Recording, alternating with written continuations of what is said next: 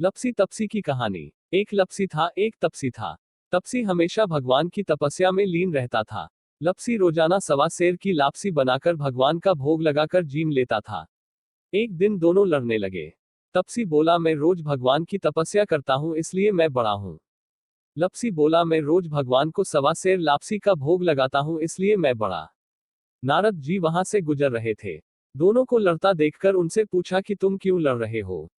तपसी ने खुद के बड़ा होने का कारण बताया और लपसी ने अपना कारण बताया।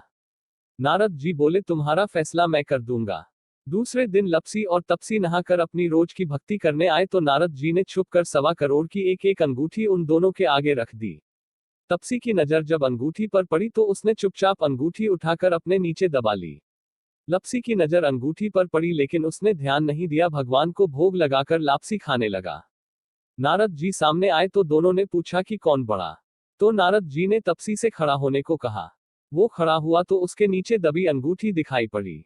नारद जी ने तपसी से कहा, तपस्या करने के बाद भी तुम्हारी चोरी करने की आदत नहीं गई, इसलिए लपसी बड़ा है और तुम्हें तुम्हारी तपस्या का कोई फल भी नहीं मिलेगा। तपसी शर्मिंदा होकर माफी मांगने लगा। उसने नारद जी से पूछा, मुझे मेरी तपस्या का फल कैसे मिलेगा।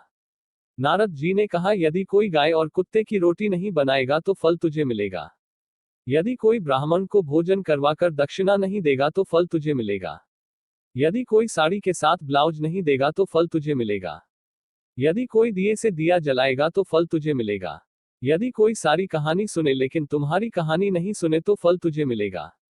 उसी दिन से हर व्रत कथा कहानी के साथ लपसी तपसी की कहानी भी सुनी और कही जाती है।